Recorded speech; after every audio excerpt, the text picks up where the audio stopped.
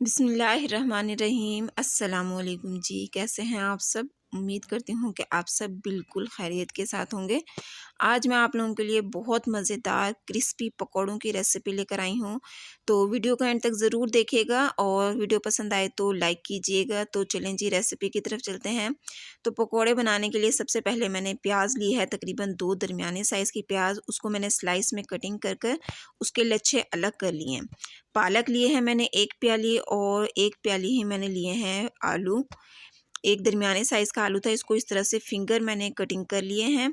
اور ہرا دھنیا شامل کریں گے ہم اس میں، ڈھیر سارا آپ نے اس میں ہرا دھنیا اور پودینہ دونوں شامل کرنا ہے۔ اچھا جی، ہم شامل کریں گے اس میں ہری مرچیں، 2 سے 3 ہری مرچیں ہیں باریک باریک کٹنگ کر وہ ڈال دیں گے ہم اس میں۔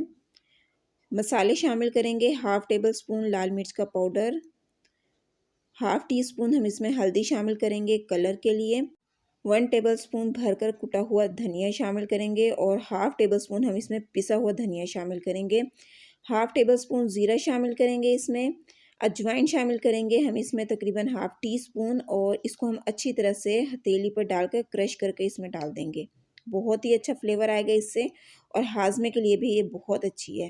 1/2 ٹی اسپون ہم اس میں شامل کریں گے لہسن، اور 1 ٹیبل سپون ہم اس میں شامل کریں گے کسوری میتھی، اچھی طرح سے کرش کر آپ اس میں ڈال دیں۔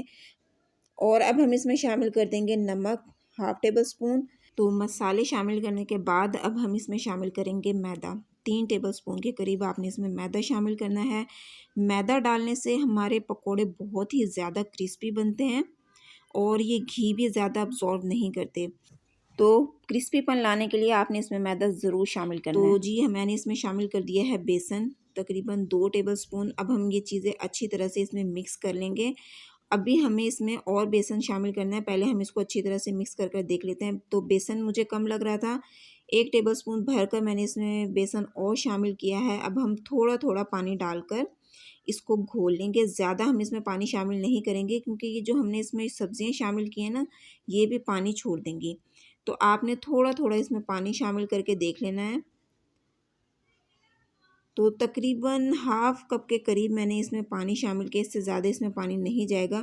اچھا، بیسن مجھے اب اس میں کم لگ رہا ہے، تو تقریباً 1 ٹیبل سپون کے قریب بیسن میں اس میں مزید شامل کروں گی۔ تھوڑا سا اس میں پانی ڈالیں گے، ہلکا ہلکا سا چھینٹا لگائیں آپ پانی کا، زیادہ پانی اس میں شامل نہیں کرنا۔